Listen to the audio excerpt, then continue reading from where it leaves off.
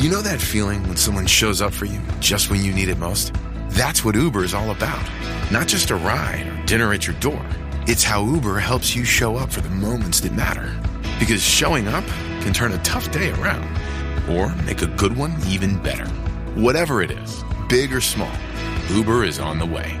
So you can be on yours. Uber, on our way.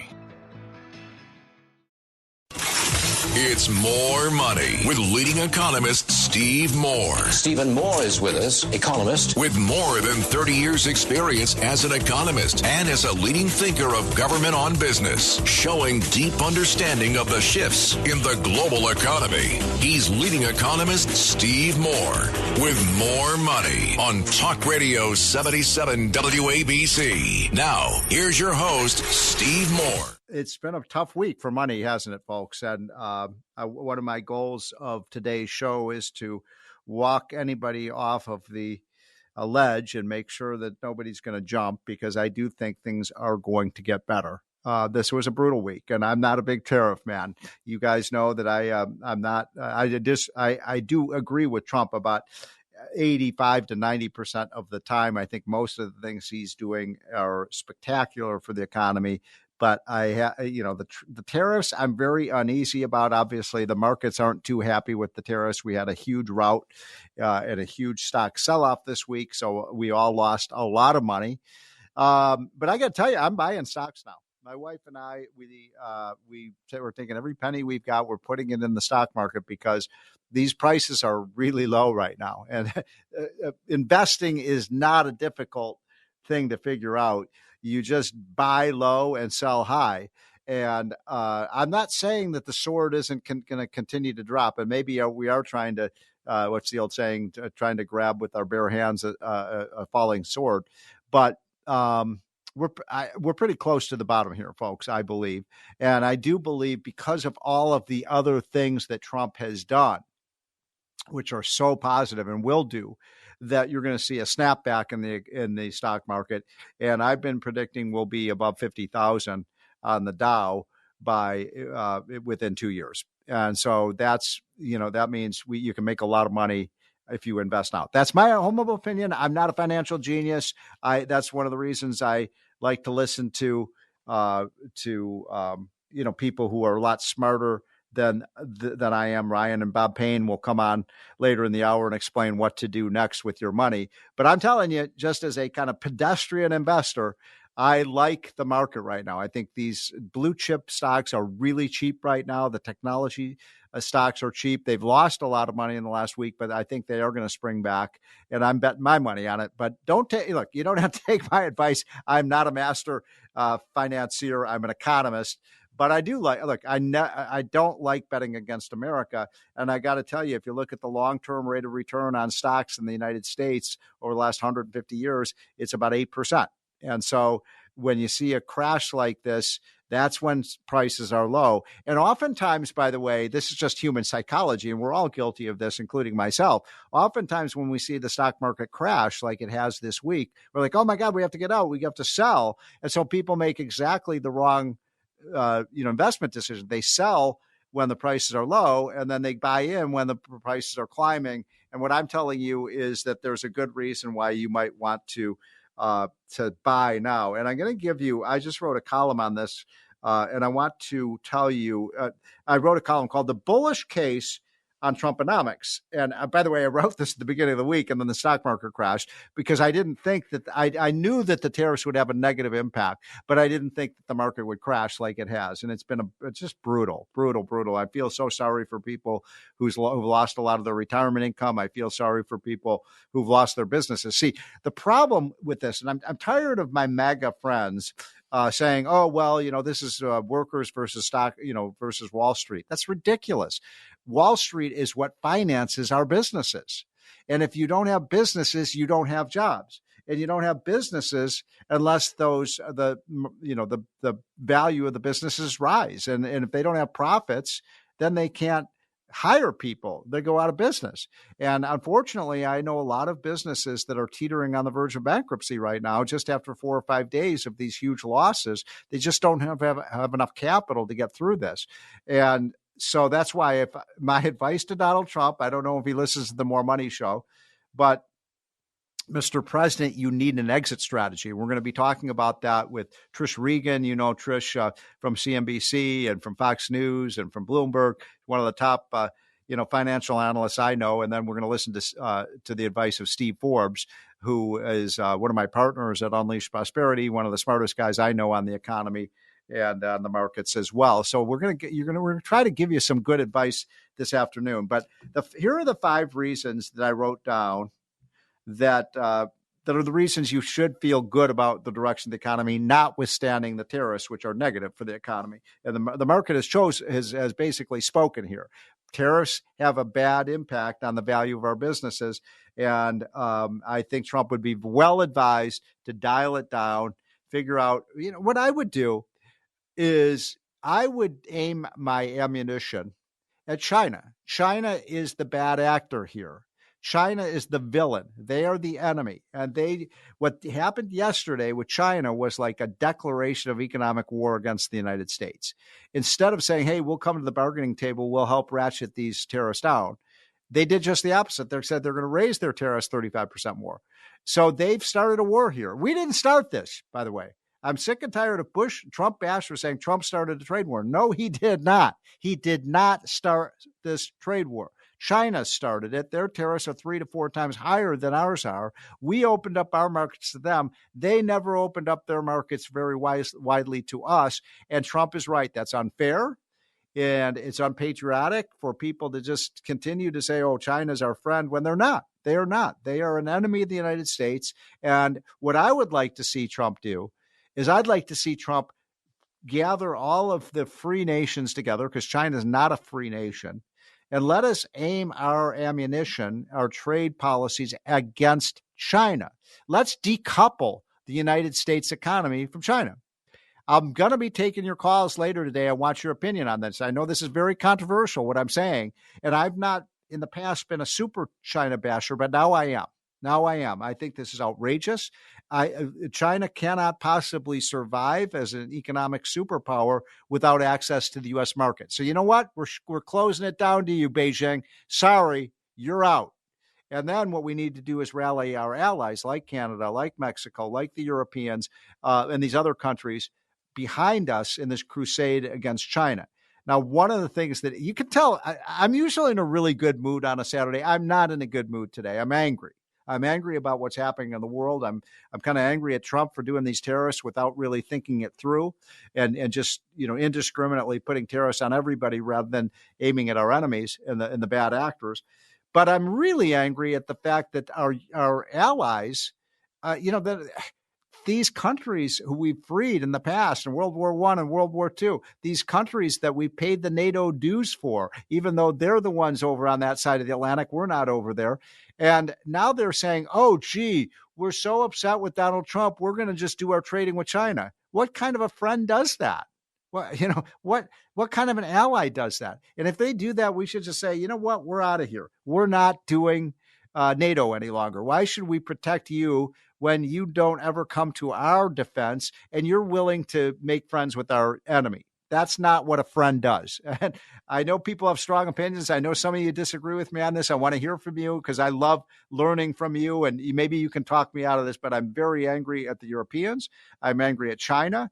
I'm a little angry at Trump because this is going to hurt people. And we are going to see layoffs. We are going to see businesses closing down. It's going to be, I see it. It's going to be difficult to avert a recession right now, given this big sell-off in the market and the number of companies that are really struggling right now to keep their doors open.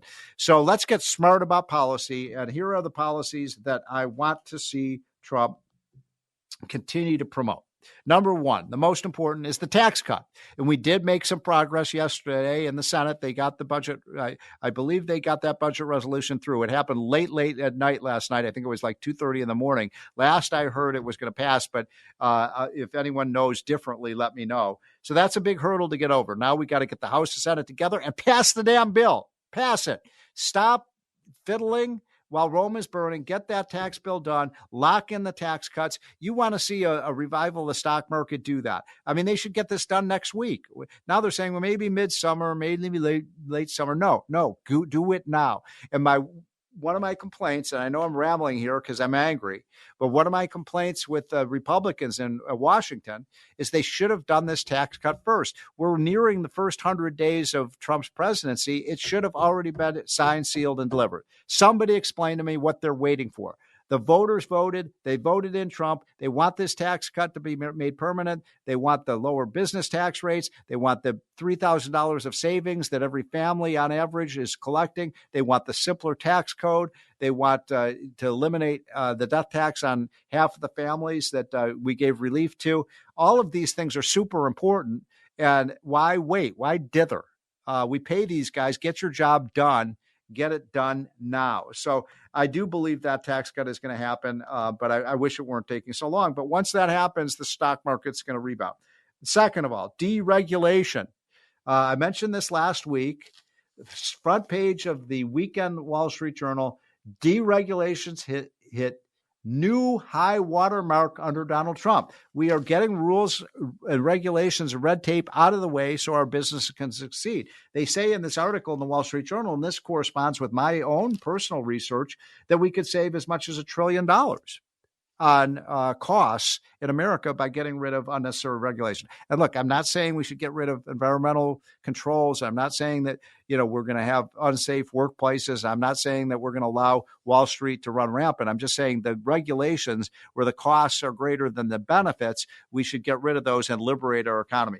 When Trump talked about Liberation Day, he should have talked about liberating America from high regulatory costs. The third one I wanted to mention is wasteful spending, and what our friend Elon Musk is doing, who is a hero, by the way. I mentioned it last week. I will mention it again. If you have not seen the Bret Baier interview with Elon Musk and his what I call the Musketeers, and these are great people, by the way. They're people who run great companies. They're the smartest people. I thought that people who were helping Elon Musk were like these guys who wear, these 22-year-old hotshots from, MIT who are riding around on skateboards and have Star Wars T-shirts. No, these are really smart, seasoned veterans who've built great companies, worked with Elon Musk to do that. They're smart as hell, and they're going through the agencies of government and finding hundreds and hundreds and hundreds of billions of dollars waste, fraud, and efficiency. By the way, the people who've defrauded our government, we have to hunt those people down and put them in jail. Put them in jail. That should not go unpunished. If I walk up to you on the street and put a gun to your head and steal money from your wallet, why is that any different than when somebody steals money from the taxpayers? And that's what's happening with impunity in Washington. And God bless Elon Musk and these idiots who are saying Elon Musk is a villain because he's starting to find the waste in our government is ridiculous. Those kids are just anti-America. The next one is huge amounts of foreign direct investment that are coming into America. Now, the number's not going to be as big as it was when I wrote this a week ago, because now people are disinvesting in America because of the tariffs. But we do have a lot of companies who pledged to invest here in the US of A and create jobs here. And by Trump's estimates, that's nearly $1 trillion. So that's huge. And then finally is drill, baby, drill. We're going to use our oil, our gas, our coal. We're going to drill up our minerals. We're talking about trillions of dollars of assets. So what I'm here to tell you is all these things, when you add them together, are really good for the economy, good for the stock market. Don't panic, folks. I'm going to hold your hand. I'm going to pull you off that ledge. No jumping off the ledge. Come back in, believe in America. We've got a great president. He's off base on tariffs. I don't like his tariff policy, but the rest of the stuff is super bullish, super America, super American investor. So stick with us, folks. We've got a great show. This is Steve Moore. This is the More Money Show. When we come back, we're going to be talking to one of my great friends, Trish Regan, who's smart as hell when it comes to finances and the economy. At Capella University, you can learn at your own pace with our FlexPath learning format. Take 1 or 2 courses at a time and complete as many as you can in a 12-week billing session. With FlexPath, you can even finish the bachelor's degree you started in 22 months for $20,000. A different future is closer than you think with Capella University. Learn more at capella.edu. Fastest 25% of students. Cost varies by PACE, transfer credits, and other factors. Fees apply. Ryan Reynolds here from Mint Mobile with a message for everyone paying big wireless way too much. Please, for the love of everything good in this world, stop. With Mint, you can get premium wireless for just $15 a month. Of course, if you enjoy overpaying, no judgments, but that's weird. Okay, one judgment. Anyway, give it a try at mintmobile.com/switch. Upfront payment of $45 for 3-month plan, equivalent to $15 per month required. Intro rate first 3 months only, then full price plan options available. Taxes and fees extra. See full terms at mintmobile.com. This episode is brought to you by Indeed. When your computer breaks, you don't wait for it to magically start working again. You fix the problem. So why wait to hire the people your company desperately needs? Use Indeed's sponsored jobs to hire top talent fast. And even better, you only pay for results. There's no need to wait. Speed up your hiring with a $75 sponsored job credit at Indeed.com/podcast. Terms and conditions apply. This is More Money with economist Steve Moore. Now, Steve Moore. Welcome back, folks. This is the More Money Show. Thank you so much for joining. I'm so appreciative that we have such a great audience. Our ratings are very good, thanks to you. I get so many nice notes every weekend from folks in the New York area and around the country who tell me they love listening to the show, and I love listening to you, too. That's why we will be taking your callers. I'm a little frustrated. You can tell today I'm a little angry about what's happened to our country this week. And so I was thinking, who is the one person who can explain this better than anybody? And it is my longtime friend, Trish Regan, who is I'm such a fan of Trish. I first met Trish, I think, when she was at CNBC and was one of the smartest ladies over there talking every day about the stock market. And then, of course, Trish went over to Bloomberg for a while. Then she was at Fox and Fox Business News. And now she has one of the most popular shows on her podcast, which I'm going to do in sometime this week or next week. Trish, thanks for joining. Oh, my pleasure. My pleasure. It's always good to talk to you, my friend. And it's no joke. A lot of people listen to this show. I'll just say my husband was driving our daughter home from Irish dance practice recently. And it was last time I was on your show. And immediately after the show, I had hung up with you, and he's calling, and I'm thinking, well, thank goodness he didn't call when I was on the radio, because that would have been kind of tricky. He's like, oh, my gosh, I just heard you. That's so funny. Well, Trish, you're making my day. So I was telling in my opening little monologue, my little riff at the beginning of the show, my mission this afternoon, and you're going to help me with this, Trish, is to walk people off the ledge, hold their hand, tell them it's going to be okay, but also provide some advice to President Trump, because I think he needs some advice now about how do we turn this around? How do we get back to the bull market that you and I have lived through, that's America, over the last 30 years or so? So what do you think, Trish? I mean, should people be panicked? First off, I'm pretty simpatico with you in that, on the one hand, we do need some measures, right, to protect our U.S. key industries and to grow our U.S. key industries, high-tech manufacturing within the semi field, et cetera. I'd love to see everything that's over there in Taiwan back here with all the fab facilities in the good old U.S. of A. We need that. And I think economic policy can have a direct effect on that. Yet simultaneously, you don't want to cut off your nose to spite your face, right? And so I think for whatever reason, there was a hasty sort of effort to put something together. And I think what he could do, I'm going to give everybody a solution here. By the way, I was buying the market on Thursday. I was buying the market Me too. on Friday. We're buying this weekend. I'm still buying, right? Because I'm not betting against America. Yep. Yeah, no, I mean, there's tremendous values. You look at, Amazon trading at 15 times earnings. You haven't seen that in a whole long time. So you have a lot of Mag 7 companies that are much more reasonably valued. And the downturn, has lowered inflation expectations, of course, because people think we might be in a recession very soon. So I get it all. But if you want a way out here, I think what he needs to come out and say, ideally before markets open on Monday, that, you know what, we're going to introduce, because nobody could quite get their head around this, and the media really doesn't understand tariffs and trade deficits anyway, and Wall Street freaked out because they misinterpreted. I think you could say, look, you kind of misinterpreted my goal here And what we need to do is introduce a simplified tariff schedule. And what we can do is we can say, all right, 10% baseline for fair trade partners. So you're fair trade, 10%, and then 25% for unfair trade partners.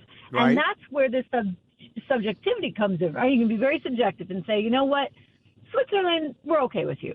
EU, we really don't appreciate what you've been doing, and you're tariffing us, so until you fix that, we're not going to go for this. China, okay, we get some problems with you. But that gives you that negotiating leverage. So you could say, then we're gonna be subjective. And then all those high trade deficit countries that he's concerned about, you can throw them all in there, and you give them the opportunity to negotiate their way back into the fair trade bucket as a fair trade partner by making certain commitments, like they're going to drop their own tariffs to zero, or they're going to stop manipulating their currency, or whatever it may be. And it gives, I think, in that case, Donald Trump a chance to better explain the intention of these. And it gives Donald Trump an opportunity for some wins here, because there are countries that will want to do what makes him happy. So I think, by the way, that's Trish Regan, who's one of the superstars of finance. And you know her from when she was with Bloomberg, when Fox News, and was before. How long were you with CNBC? Because you were with Larry, right, at CNBC for a while, and then I hosted a show with Larry a long time. I mean, maybe 6 years or so, and then 3 years at Bloomberg, where I not only did the Market Close show, but I was also the lead anchor on all their political coverage, which, by the way, was hysterical, because you know where I stand, and I'll never forget interviewing Gene Sperling, who tried to tell me that you should always be spending more as a percentage of GDP. Always, it has to go up. It has to go up. And I'm like, but why? Why can't spending actually go down as a percentage of GDP? You know, like my own family. Like, just because you get a raise, it doesn't mean you go out and buy a new car. I'll never forget that. You know, so there was. But you were always so gracious to come on my programs there. Well, and we got to have you on the Trish Regan show. This week, I would love to have you on. We'll shoot for that. And how on do Monday, people? maybe at 2 how o'clock. do people access that podcast? So you can go to YouTube, and that's really the best place. I mean, Apple Podcasts as well, Spotify Podcasts, but live every day around 2. I say around 2 because that's the flexibility of my new life, right? My new schedule. But we've just had enormous success, which speaks to, I think, the sort of creation of this whole new media environment, which is just incredible and blows me away. And the response that we have gotten from viewers, I think, because, you know, they just like that authenticity and the truth. And I'm very frank with people, as you are, Steve, and I have nothing to gain or lose in this, right? Like, my feeling is, all right, this may not have been the best rollout. I think a lot of people misinterpreted it. I think that you have a chance to negotiate. I think it's a heck of a buying opportunity, because we haven't seen, you know, there's been like 4 times in history since 1952 where you've seen sell-offs like this. And let's set the stage for some better things going forward. So that's sort of my realist approach. I do think that it would help, though, if he offered some simplification guidelines. So Trish, you sent me for these countries. Yeah, you sent me right before you came on this article that I had not seen from Bloomberg, which the headline is Elon Musk hopes U.S. Europe will move to zero tariff-free trade zone. I love that idea. If Europe would go for it, and that would, in other words, what I was saying right before you came on, and we've only got a couple minutes before we have to take a break, but is that let's aim our tariff weapons at China, since they're the bad actor here, and try to get free trade agreements with these other countries that are supposed to be our allies. Right. That would, look, a lot of good could come of this. And I realize, look, you and I both know Donald Trump, and, I think we're both enormously appreciative of a lot of what he did and the tax cuts, et cetera, in the last go around. And he grew this economy in ways that we hadn't seen, especially for middle class workers, since really the 1950s. He had the opportunity to do that again. Mm-hmm. This, is a little bit of a stop along the way. But I think, what Musk is getting at, and this is actually a really good message for him to be sending out there, in this conversation that he had with the Italian deputy prime minister. And, we have a good relationship, by the way, with the prime minister. She's terrific there in Italy. And if we could create this free trade zone with, hey, how wonderful would that be? Zero tariffs for everyone. And I actually think Donald Trump very much would respect that, and there would be this opportunity. So we need to look at this as, okay, the worst case scenario, right, has been set. And there are countries like China that are like, oh, we'll call your bluff. Well, you know what, China, I'm sorry. You guys can do that all day long. Yep. The truth is your economy probably needs us a lot more than we need you. That is true. Hey. We're not going to, all right, we don't get so many, cheap little trinkets.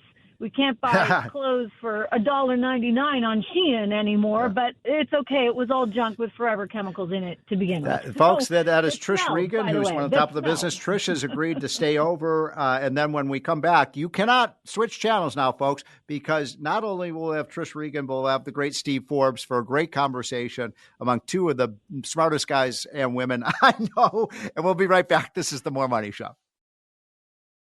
This message comes from Greenlight. Ready to start talking to your kids about financial literacy? Meet Greenlight, the debit card and money app that teaches kids and teens how to earn, save, spend wisely, and invest with your guardrails in place. With Greenlight, you can send money to kids quickly, set up chores, automate allowance, and keep an eye on your kids' spending with real-time notifications. Join millions of parents and kids building healthy financial habits together on Greenlight. Get started risk-free at greenlight.com/Spotify. Llévate más de lo que esperas todos los días con el nuevo McValue en McDonald's. Ahora puedes comprar uno y sumarle otro por $1. Así que cuando tu equipo favorito enfrenta a sus rivales, enfrenta tus antojos con $5 Meal Deals. Y si estás corriendo para alcanzar el desayuno, corre al app para llevarte ofertas antes del cutoff. Tú decides, y con McValue, tu decisión siempre rinde más. Precios y participación pueden variar. BOGO $1 válido para un producto de igual o menor valor. Debe estar registrado en Rewards para ofertas en el app. Out here, there's no one way of doing things. No unwritten rules. And no shortage of adventure. Because out here, the only requirement is having fun. Bank of America invites kids 6 to 18 to golf with us. For a limited time, sign them up for a free 1-year membership, giving them access to discounted tee times at thousands of courses. Learn more at bankofamerica.com/golf with us. What would you like the power to do? Bank of America. Restrictions apply. See BofA.com/golf with us for complete details. Copyright 2025 Bank of America Corporation. This is More Money with economist Steve Moore. Now, Steve Moore. Welcome back, folks. This is the More Money Show, and I'm so thrilled because not only do we have the great Trish Regan, Trish Regan from CNBC and for years at Bloomberg and Fox News, and she is also with 76research.com, 76research.com. And then I asked at the last minute if my great friend and colleague and mentor, Steve Forbes, could come on because of what's going on in the markets. And Steve very generously has allowed us to take some of his time. So, Steve, thanks for joining. Good to be with you. Thank you. So I want to start with you, Steve, because you and I are both a little bit angry about what's happened in the last week. And I think you and I both agree we need to get Trump off of the tariff message and onto the more pro-growth message of the other things that he wants to do. So what is your advice to Donald Trump at this point, Steve Forbes? First of all, on the tariffs, I hope right now they're on the pipe and doing real work with the EU, Japan, Mexico, Canada to slash the proposed rates. And what he should do is say all the rate increases are going to be postponed because we're already in negotiations to cut them. Yes. So we're on our way. So don't let them take effect. And use the pause to get these things down so we don't have... By the way, if we did that, then the market would respond positively, right? Market would respond positively. Yeah. But then in terms of getting our economy really ginned up, this underscores that we need a really big tax cut, not the kind that are being proposed by the House and the Senate. That means reducing the personal tax rates. They talk about SALT, state and local deductions. Well, if you reduce those tax rates, like the 22 and 24% tax rates to 15 or 10% or 12%, and reduce the other rates to 7 or 8 points. You take care of SALT, and you also had a real boost in terms of incentive. cutting the corporate tax rate, of course, and perhaps even suspending, as they almost did 5 years ago during COVID, the payroll tax for a while. And move ahead on a big, beautiful tax cut that really gins up the economy, including reducing the capital gains tax. I don't understand why something that is such a freebie in terms of both boosting investment and instantly raising revenue, why they don't do that. But there seems to be no real interest in it. Very, very bizarre. Next thing they got to do is go ahead with all the Muscovite stuff, Elon Musk and his colleagues. Yes. We need that deregulation more than ever. And the Federal Reserve, which doesn't understand inflation, is talking about, well, maybe we can't reduce rates. What the Fed has got to realize is the dollar is weakening, which is the definition of inflation. Yes. Gold is going up, which is always a barometer of future inflation, which means we're going to have monetary inflation coming up. And the idea that the Fed thinks it can manipulate interest rates to overcome any price increases from tariffs is preposterous. So focus on monetary inflation, which means stabilizing the dollar. And otherwise, we're going to have stagflation, which is going to be a disaster for the country, not to mention the Republican Party. Well, Steve, great points. I agree with every single one of those. And, when I'm going to just address your last point, and then I want to get Trish's thoughts about this. But you and I have observed and have complained about the fact that, the Fed doesn't want growth. The Fed believes economic growth causes inflation, Steve. They think more people working is a bad thing. Yeah, and when they talk about the economy overheating, just ask yourself, if you get a pay raise, do you start having the sweats at night? Oh, I'm overheating. Take it away. The whole thing is preposterous. The idea that prosperity causes inflation. A weak dollar causes inflation. Yeah, and other price rises coming from things like tariffs or shutdowns, that's another matter. Well, you wrote your most recent book was on inflation. What was it called? Something like Inflation, Why It's Bad for You? Inflation, what it is, why it's bad, and how to fix it. Well, it's amazing, Steve, that we always have to reteach these lessons about how to keep inflation under control. Trish, I'd love your thoughts about what Steve Forbes was just saying. It kind of echoes what you were saying earlier on the show, but what would you add to that? Well, look, I think it's both Steves. It's good to talk to both of you, my dear longtime friends and brilliant scholars on the economy and realists, I think. I love what Steve Forbes just referenced, this idea that maybe, and Trump could do this, right? In other words, I think he's very willing to provide some bandwidth to countries that will negotiate. So China had the wrong approach. China decided, okay, we're going to be the bull in the China shop, literally here too, and we're gonna just say, boom, we're firing back with more tariffs. Well, that is going to agitate the Trump administration. They are going to then ratchet things up again on China. But if Europe could, for example, again, and we're talking about how Elon Musk is trying to be a little bit of the diplomat here and move forward on the possibility of creating this free trade zone with Europe, like our partners, like the people that we want, right? I mean, look at Japan, for example. Japan is somebody that we have a good relationship with. So why don't we start, just as Steve said, say, you know what? These guys have come to the table. They're willing to talk to us. So because of that, we're going to reward them with no tariffs as long as we're in the negotiation process. Like, give these countries an opportunity to respond to what they were just hit with. Exactly. And you know what? They will negotiate. And then you come out of that looking like a gigantic hero because you have done something that no one has been able to do before. And we get a little freer trade. Throw something out and not give them that opportunity, right, to respond. So I think Steve Forbes' point is brilliant. Yes, you say, guess what? Japan picked up the phone, they called me. Italy picked, the EU picked up the phone, called me. Yes. Whoever's calling you and is willing to work with you, you say, pause. Yeah. We're going to get it done.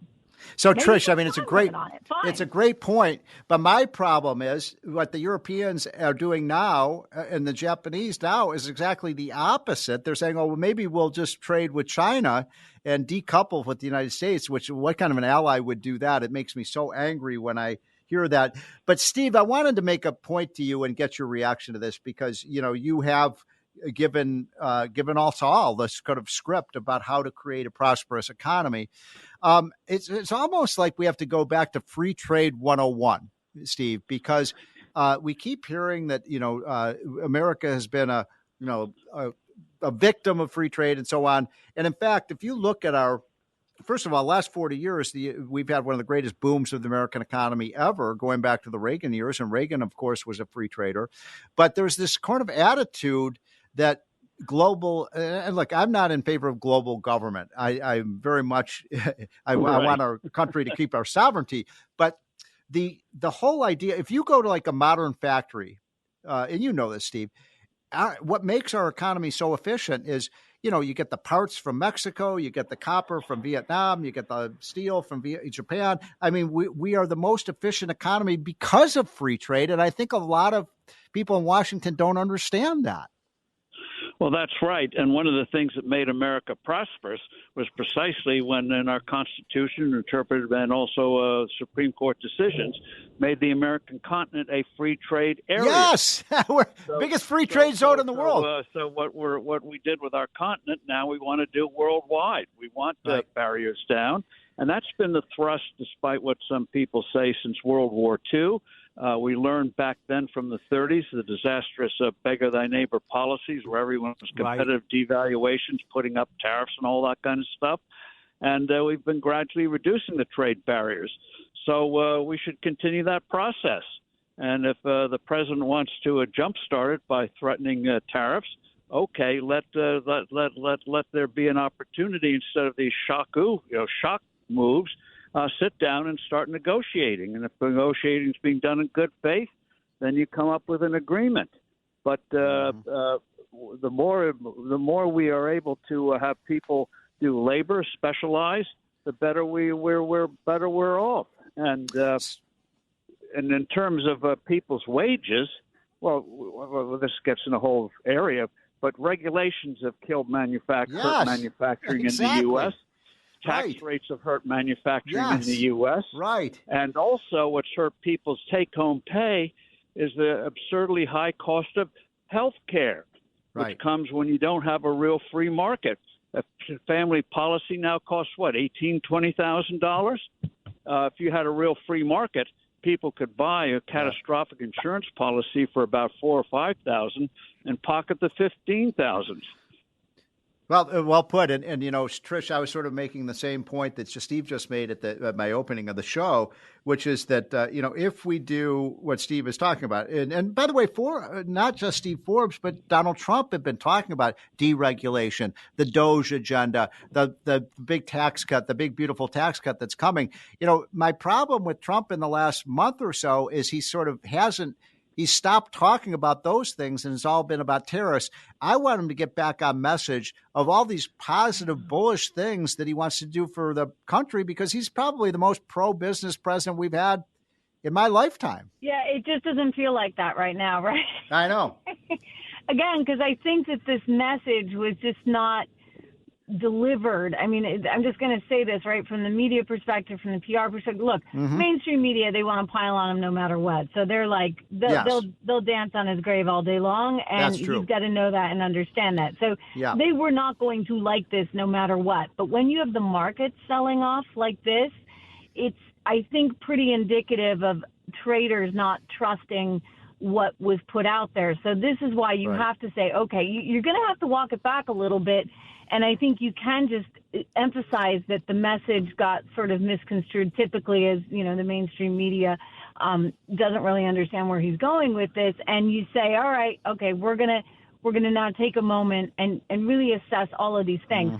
I've said it like this. I mean, there are a little protectionism can help in certain industries, right? You want to have those semiconductor fabs here. There are a lot of things that for strategic reasons maybe you want to have here. So that's where you really need to, I think, exercise your muscle, so to speak. But, I run a trade deficit with my local dry cleaners, because guess what? I don't want to do my dry cleaning. And do they consume the Trish Regan Show podcast? Probably not. And they probably don't, read my financial newsletter at 76 Research either. But you know what, Steve? It's okay, because I don't want to do my dry cleaning. I don't want to have that equipment in my house, etc. Forbes magazine has had a trade deficit with its paper suppliers for 107 years, and we're not about to go in the paper making business. So, Steve, I mean, this is sort of that. And so somebody is conflating these things, and they're looking at trade deficits and assuming that trade deficits are wrong. No. And actually, the reason for that, by the way, Trish, is that this is just a mathematical truism. We have a trade deficit because we import capital from the rest of the world. And Steve, then the way we finance, they get the capital to sell us stuff is by selling, by bringing capital into the United States. But Steve, we're running a little bit out of time. I wanted to raise one other point with you. I am disturbed by even some of my Republican friends, this kind of Wall Street versus the workers, and this is sort of Bernie Sanders economics, Steve Forbes. They say, Wall Street's getting rich at the cost of the rest of us. They don't seem to understand that without the financing of the businesses, you don't have the businesses. And if you don't have the businesses, you don't have the workers and the jobs. But why is it that we're it's almost like a Marxist view of the economy that's creeping into republicanism? Yeah, but Peter Navarro, think about his background. But Steve, what do you think? I used to bring him on CNBC opposite you just for some fireworks on a Friday. Steve Moore. Yes. Well, Steve, go ahead. No. In terms of this whole thing, in terms of trade deficits and the like, the thing is, we've had trade deficits for most of our history because we were absorbing and investing capital. Capital is coming in and around the world. And in terms of the future, the way we make ourselves, we may be still the capital acquirer, because if we do things right here at home, people are going to want to invest here. And the nice thing is, if we get it right here, the rest of the world follows suit. Remember when Ronald Reagan slashed tax rates in the 1980s? Within a few years, 50 other countries around the world cut their tax rates. And we all had a nice global boom going. And then the Berlin Wall fell. Yeah. So one last question on the way out for both of you. We literally have about a minute left before we have to take a hard break. And by the way, I appreciate both of you so much on this afternoon educating our listeners. So bullish or bearish going forward? I'm with you, Trish. I think prices look pretty good right now, and I believe that the Trump agenda.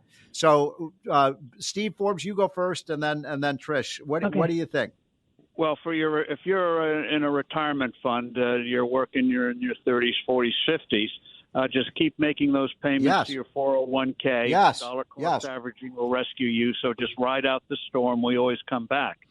But in the meantime, in terms of the market timing is always, I think, ultimately a loser's game. Very, very hard to do consistently. But the thing to look for now is, will President Trump do something like, if you want to negotiate, there's a 90-day suspension, and we'll work these things out. I want to see that, and then we'll get a quick recovery. But the longer this thing goes on, the more damage there is. So I want to limit the damage and get on with the growth agenda. Me too. Trish, in the last 20 seconds, you buying or selling? No, look, I'm still buying because I think that we've gotten beaten down here. I think ultimately it all works out. It really depends on your time horizon. We published a note at 76 Research suggesting that, right? Like, listen, if you have if you have 5 years, you want to be in. Steve's totally right. Dollar cost average. Don't stop contributing to this market. I wouldn't sell into this thing. No way. That's Trish Regan, and that is Steve Forbes, two of the best in the business. This is the More Money Show, and now we're going to listen to Ryan and Bob Payne to give you financial advice to deal with this market downturn. Hey, it's Ryan Payne and Bob Payne from Payne Capital Management. Of course, that's Payne. Come to you every week on the More Money Show, talking about the markets, the economy, your retirement. And Bob, man, oh man, it was a tough week on the Street of Dreams. We saw prices drop precipitously, and the tariff news just freaked everyone out. How are you reading the tea leaves right now? That was a crazy week. Ryan, as horrible as it was, you know what, folks? All of us have been here before, right? We've been through this a number of times. Think about any time in your life where you panicked, where you benefited, where your family was better off because you lost your mind to emotions. Hey, it was only 5 years ago when COVID hit. You know, the market went down to 18,000, right? 18,000. Even with Thursday and Friday, 2 horrible days in the market, we're still over 38,000. Yeah, I think we forget, right, because we're wired to our most recent experience. Even the S&P 500, which had a tremendous sell-off, is really back to the price it was last May, right? So it's not like we've gone back like 7 years in return, but it does feel like that in the moment. And, you know, Bob, look, you know, we've got the scars to prove it. Unfortunately or fortunately, we've been through a lot of bear markets. And the worst thing you can do in a situation like this is panic, get crazy. This is where cooler heads have to prevail because, as we know, as like anything else, time passes, markets operate, and this too shall pass. Yeah, I think it's good to remind ourselves. Right? We went through the great financial crisis. We went through the tech bubble. Now we're going through the reign of tariffs. During those periods, you just had to remind yourself that, hey, when you get up in the morning, you still brush your teeth. Procter & Gamble's still selling you toothpaste, right? You're still using your phone. Verizon's still charging you their monthly fee. Business continues to go on. Companies continue to grow. Dividends continue to get paid. You know, there are a ton of companies out there, Rye, that have increased their dividend every single year, not for 5 or 6 years. How about for 50, 60 years, right? They're able to do that through all these different business cycles. Well, you just hit the nail on the head, and I think that's the most important thing when you're building your portfolio for retirement is you've got to build it for income, right? Because obviously uncertainty in the markets, in the world, and life in general is always there. And that's why you can't just be relying on capital appreciation. And I think that's the problem with a lot of portfolios right now. It was relying on the market going up and up and up. And as you and I know, Bob, man, oh man, it goes up, but then sometimes it goes down big. And that's why you need that reliant income stream coming in, because that doesn't turn off just because the Trump administration put some tariffs on the rest of the world over a 2-day period. So, you know, really, you got to start thinking about when you're looking at your portfolio right now, am I income reliant or am I too reliant on the ups and downs of the market? And right now is a true litmus test, because if you have income coming in, well, that doesn't actually affect your lifestyle, even with this volatility. Well, that's a genius of your brother, you know, who we listen to on our podcast every week. And he says, in every financial plan, you have better outcomes with more income, especially tax-free income. You know, it's a great place to be right now. It's a great opportunity to continue to build that municipal bond portfolio, to have that, you know, that secure income that comes in, because those bills don't go away just because the S&P 500 was down this week, right? Well, it's also a reason why you have to have your money in a lot of different places, right? You know, we have a lot of clients who weren't happy about owning bonds last year as the market was going up, but it's almost like you always have to have that just in case, right? Just in case the market sells off out of the blue.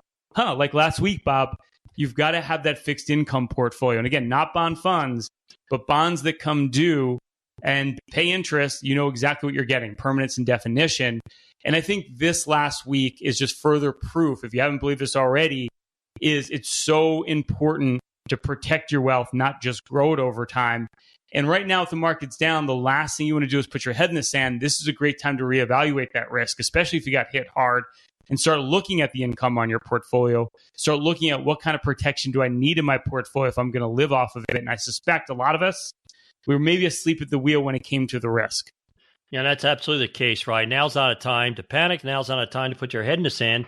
Now's a time to reassess, where are you going? What are your goals, right? Because, you know, I've been saying this forever. Time passes, markets operate. You don't have any control over either of those, right? So you have no control over the volatility of the market this week. And guess what? Last week's over. Time is going forward, and you want to make sure you're in a position to enjoy the rest of the time you have on this earth. Yeah, and I think it comes down to like the Warren Buffett quote, right? When the tide goes out, you can see who's been swimming naked. And hey, look, if you've been swimming naked, fine, but let's get some trunks on when the tide comes back in, because at some point, this trend is going to reverse. But when the tide lifts again, you want to make sure that you're in a better boat, right? Because maybe your boat has holes in it right now. Maybe you were too over-concentrated in those growth stocks that have gotten disproportionately hit harder on the downside. So when the market does recover, maybe this time around, you'll have the money better spread out. And I think that's the message right now, is you get a better outcome with better diversification and more income coming into your portfolio. And more than ever, when you have tumultuous times like this is the wake-up call to make you sure you're doing things correctly. And that's so true, right? The cream does rise to the top, especially in bear markets. It's quality of assets. You want to make sure that you have highly secured assets where you get not just a return on your money, but a return of your money. So, in periods like this, in these bull markets, you get a lot of charlatans coming out of the woodwork telling you that private equity, private capital, special investments are the thing for you. Now's the time where quality's on sale. And in my 50 years, you never go wrong buying quality. Wow, that's music to my ears. Income on sale, because that's what you need in retirement. You need income. And look, we've been through a lot of these periods. The markets sell off quickly. They're brutal, but they do recover quickly as well. So the last thing you want to do here, I can't emphasize enough, you don't want to panic. You want to be strategic when it comes to your money. And you know what, right? Nobody knows what's going to happen right now. Nobody's been through a period like this. So you're looking for a messiah to save you. Stop looking, right? What really matters is the actions you need to take is look at what your needs are. And, when you have a plan, if you don't have a plan right now, the first thing you want to do, make sure you get a plan tomorrow. But with our clients who have a plan, you know what our plan is? To stick to that plan, right? We're going to rebalance our portfolios based on what the market gives us. We don't want to wait till the market we like. We're going to invest in the market we have. We're taking action on Monday. I hope you are too. Yeah, if you're thinking to yourself right now, all right, Bob and Ryan, I get it. I need a plan. I need income for retirement. I need to have a portfolio that's less volatile than the craziness of the market. Well, here's your shot to do it. We're going to leave 10 slots open for the entire show. If you saved over $1 million for your retirement, Bob and I will run for your now famous Total Financial Master Plan, and we'll run that with no obligation or cost. It's a full holistic review. There's not a firm out there that will do this work up front. We're going as far as building you your own personalized financial portal. And we'll hone in on every financial issue you need to address today. You need that income plan for retirement. How do you take Social Security? How do you draw from your portfolio? How do you factor in inflation without running out of money? We're going to build you that dynamic income plan. We're going to look at diversification. Markets have been all over the place. I don't need to tell you. Over the course of the last couple months, has your portfolio been way too volatile, or are you still sitting with way too much money in cash? Paralysis by analysis, can't figure out what to do. We'll put together a full investment game plan. We'll show you how to grow your wealth, tie it to your goals, but most importantly, protect it over the rest of your life. And we'll look at fees and taxes. Wall Street loves to say those high cost, tax inefficient products, whether it's an annuity, mutual fund, brokerage product, structured product. We'll do a deep dive of every investment you own. We'll show you how to reduce the cost and optimize your portfolio for taxes. It's not what you make, it's what you take. You'll get our full tax playbook. We have 10 slots if you saved over $1 million and you call or text right now. All you have to do is text or call 844-752-6692. That's 844-752-6692. Or better yet, just call us at 844-PLAN-NYC. That's 844-PLAN-NYC. If you're one of our next 10 callers, you've saved over $1 million for your retirement. Our team of financial advisors and certified financial planners will help you to get that plan and get you on plan towards your retirement, towards your financial goals. But if you're not one of our next 10 callers, you're going to miss out. So text or call right now at 844-752-6692. That's 844-752-6692. Or just simply call 844-PLAN-NYC. That's 844-PLAN-NYC. Hey, if you want to learn more about myself and Bob and our firm, Payne Capital Management, of course, that's Payne, and check out our podcast, Pain Points of Wealth. Simply go to BeBullish.com. That's BeBullish.com. Stay tuned. We got more money coming your way. This episode is brought to you by Walmart. New beauty is in bloom at Walmart, and it's all about springtime radiance. From Drybar, Tula Skincare, and hundreds more available online, Walmart has the premium brands you want and this season's on-trend products for flawless, glossy hair and hydrated skin. Big name beauty brands? Check. The things you love? Check. Find trending spring beauty and all you need to look and feel gorgeous at Walmart, on app and online. You're the perfect blend of elegance and style, and your ride should be no different.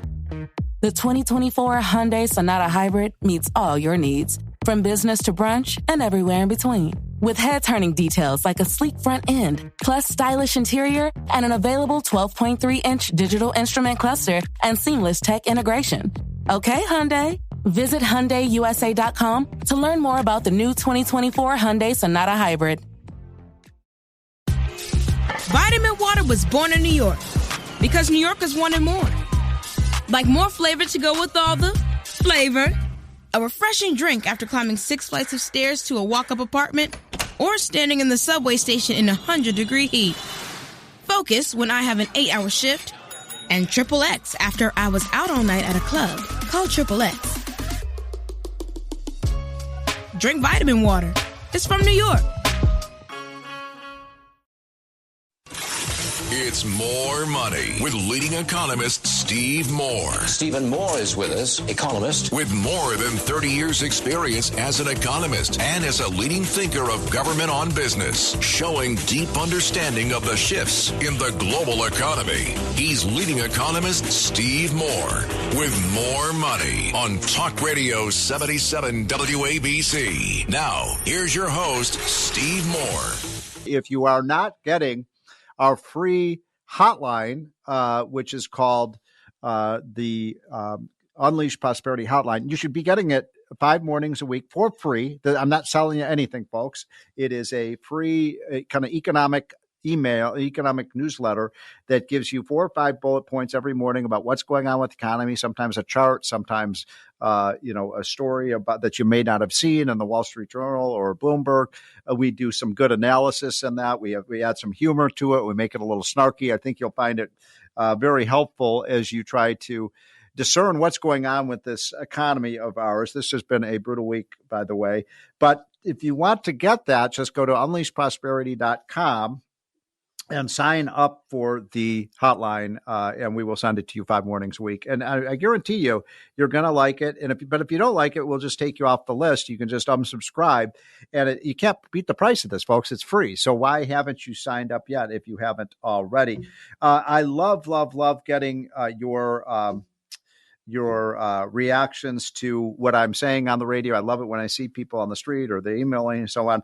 And so if you want to get in touch with me, just email me at steve@unleashprosperitynow.com, steve@unleashprosperitynow.com.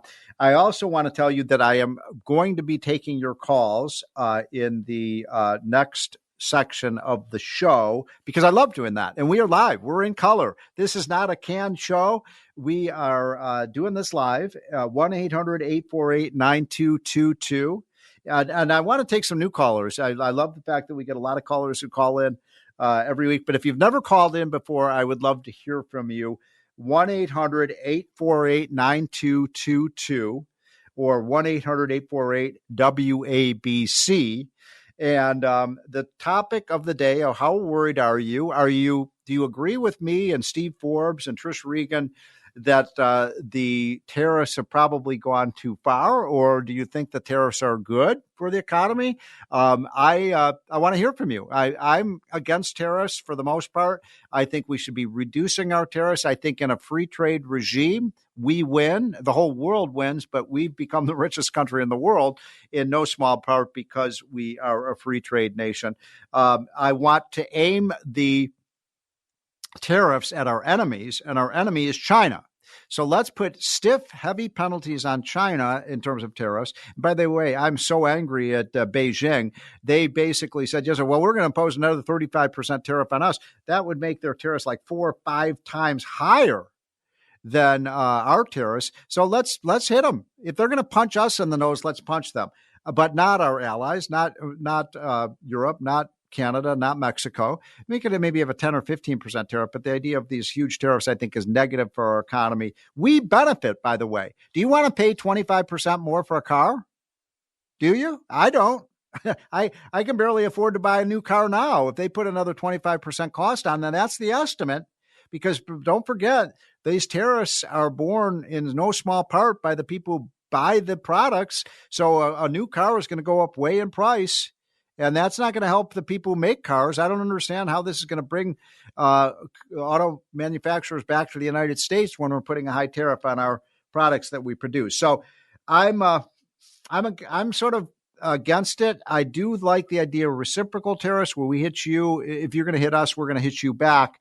I do not like protectionist tariffs on steel and autos. I think those are bad. I think they just subsidize inefficiency. I think it's a really bad idea. And look, the market has spoken. It doesn't matter what my opinion is or your opinion or anybody's opinion. The market has spoken. These are bad for economy, and I do think the stock market will snap back when we start getting some deals from these countries. But I want to restate a point that I made earlier in the show because I think it is so important. These, quote, allies, unquote, of ours, I'm talking about the Europeans, I'm talking about Japan, I'm talking about even Korea. They're saying, well, maybe we'll just do more trading with China and we'll decouple from the United States. Now, that is outrageous. How can we consider these countries to be our allies, especially after all we've done for these countries, especially the Europeans? We've only saved their asses twice, and we still pay a huge chunk of the bill for NATO to keep them safe and secure, to pay for their defense. So why are we doing this if they won't even stand up for us? You mean, in other words, they're going to get in bed with China and they're going to desert us? I think that is such an outrageous almost act of economic war against the United States. I'm just sick and tired of these people. And we're not the bad actor here. Trump is right about this. Trump is exactly right that we have the lowest tariffs in the world, and these other countries charge us more than we do them. And all we're saying, all Donald Trump is saying, you lower our tariffs and we won't put new tariffs on you. But so far, only a few of these countries have agreed to do that. But I do expect in the week to come, other countries are going to come to the negotiating table and Trump is going to score a victory here. But it's been painful. It's been very, very painful. I've lost a lot of money. I think some businesses are going to fail because of this downturn in the stock market. A lot of our businesses are facing a tough time right now. So what I want to do when we come back from this break is I want to hear from you because this is an important topic. We're all worried about what the future holds. I want to hear from you, especially women, because women are the ones who have to buy the stuff, at least in the Moore household. My wife is the shopper. She's the one who buys things. She's also the one who pays the bill. God love her. And so I want to hear, I love it when I hear women call in. I don't want to discourage the guys to call in, but I'm going to give first pecking order to the women who call in. And finally, just one other quick story. The Federal Reserve Board, this is just another example of the waste in Washington. Federal Reserve Board, it just was announced, and my friends at the Mercatus Center came up with this study. It's unbelievable. The Federal Reserve Board is spending $2.5 billion, not million, $2.5 billion on a new D.C. headquarters upgraded with a glass-enclosed central atrium, bronze and marble structures, rooftop gardens with laser spotlights, and all these other luxuries. And these are the people who are supposed to keep inflation under control and have control of our money. Now we know what are they doing? Are they going to lace this? Are they going to have the wallpaper in these Federal Reserve offices, plastered with $100 bills because they print the money? And this is ridiculous. The study by Mercatus finds that the $2.5 billion cost for the Federal Reserve building is $500 million more than it costs to build the NFL's Allegiant Stadium in Las Vegas. So, look, if they can't control their own spending, how can they expect to get inflation under control? This is really outrageous. And we don't need 3,000 people working at the Fed. All we need to do is have a monetary system that keeps our dollar as good as gold. This is kind of the epidemic of waste that goes on in Washington, and nobody seems to raise their eyebrow. That's why what groups like Mercatus Center does, like group that what Doge is doing, is so important for our country. All right, we're going to take a quick break. When we come back, I will take your calls. I'm asking you if you like the tariffs, if you dislike the tariffs, which ones do you like? How worried are you about the economy? I learn a lot, and my listeners learn a lot when you call in, because this is Freedom of Speech Radio. That number, 1-800-848-9222, when we come back in 1 minute. My cat Freddie loves to be brushed and cuddled. But stirring up his cat allergens meant sneezing and itchy eyes. Then I found Purina One Live Clear. It's cat food that reduced the major allergen and my suffering in as little as 21 days. Now, we feel closer than ever. If you have issues with cat allergens, you really need to try Purina One Live Clear. Try new Purina One Live Clear today. Purina One, a difference from day one. Good night, itchy eyes. Good night, sudden sneeze. Good night to your symptoms of allergies. Xyzal is the allergy medicine you take before bed. It provides powerful relief while you rest your head. Not just all night, but all the next day. Xyzal keeps working, keeping allergies at bay. And without those annoying symptoms disturbing your rest, you can wake up the next morning feeling your absolute best. Remember, be wise all. Take Xyzal. At night. Hilton brings you new ways to stay. With experiences that let you capture the glory days. Introducing the Graduate Hotels. Each inspired by local college towns, these stays are always original and never boring. Get in touch with traditions all across the country and enjoy a stay that's a class above the rest. Book at Graduate Hotels with Hilton Honors Points at Hilton.com. It's a win-win. Hilton, for the stay. This is More Money with economist Steve Moore. Now, Steve Moore. Welcome back, folks. This is the More Money Show. We will be taking your calls in 1 minute, and I can see the dashboard is lighted up, so I'm glad people have strong opinions about where we go from here. It's been a brutal week for the stock market, big losses, $7 trillion lost. I think we can make that up in the weeks ahead, but I sure hope we do, because this was, I think, rated the 14th worst week in stock market history in terms of the size of the losses. So we got to get back on the right track. Before I get to the call, I was going to just make one quick point, and then I'll get to Elena and the rest. I was proud enough to have studied under Milton Friedman. I got to know Milton Friedman very well. He was one of the greatest economists who ever lived, probably the most influential economist of the last 100 years.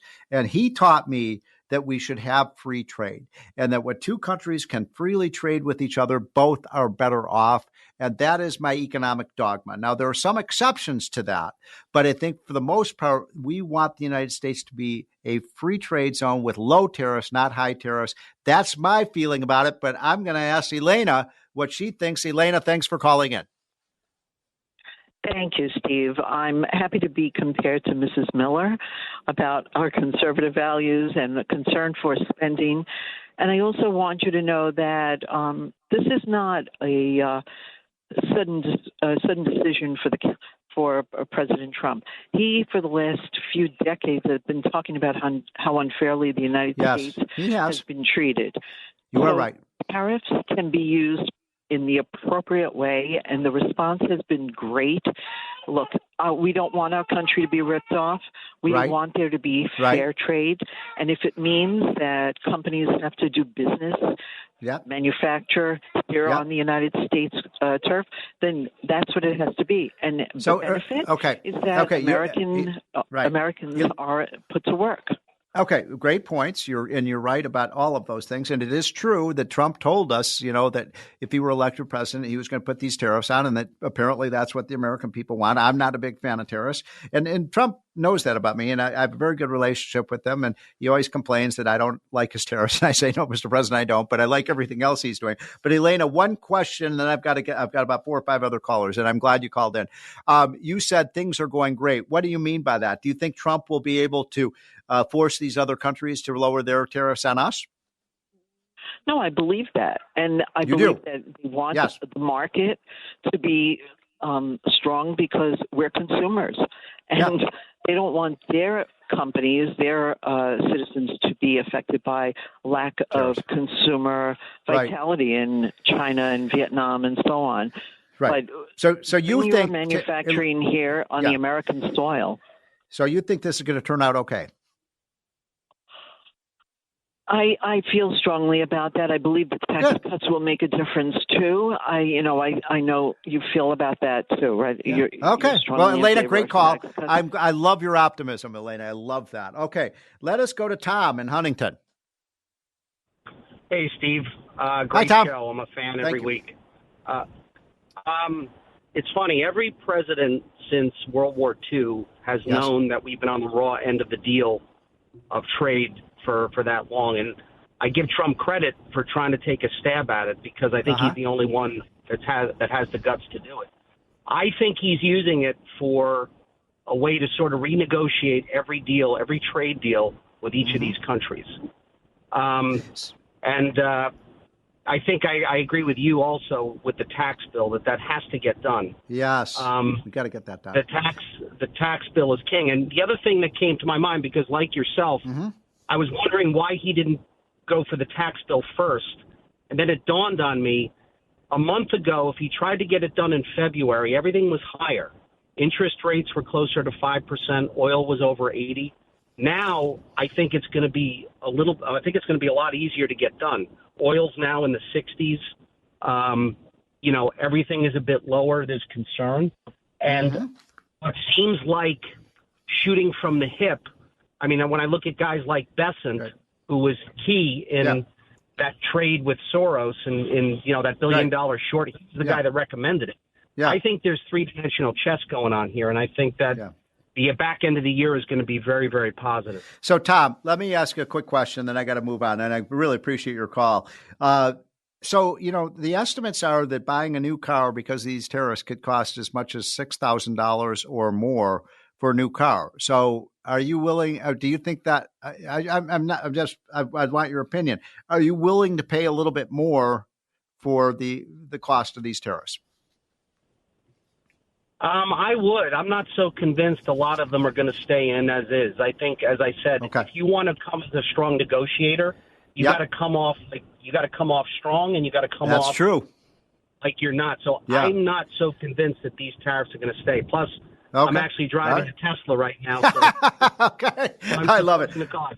All right, Tom, thank you for calling. Really great call. Appreciate your being a regular listener of the show. Try to squeeze in one or two more. And by the way, Mr. Producer, my friend John Catsimatidis is going to be calling in. Will you let me know when he's on the line? But in the meantime, let us go with Art in Chicago.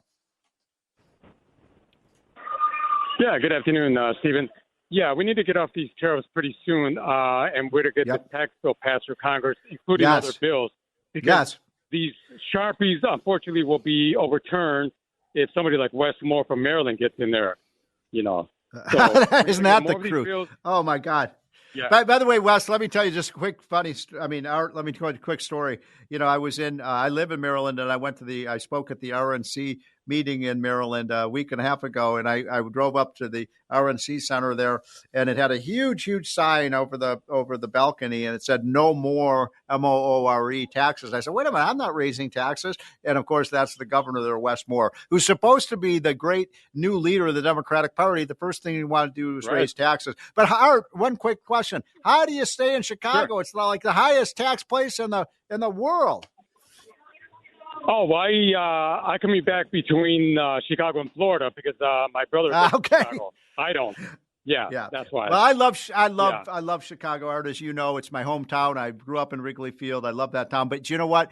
Illinois does all the wrong things, as you know, and that's why we've got to be free market oriented because the taxes are so high in Chicago and Illinois. And all right, Art. Thanks so much for joining. John Catsimatidis, are you with us, sir? Steve Moore, I am here. Okay, so John, the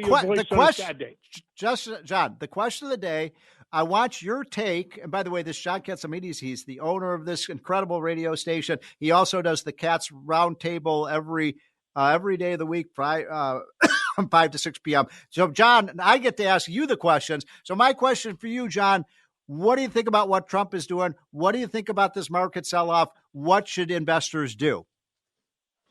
Number one, the economy, it's the best it's ever been in our country.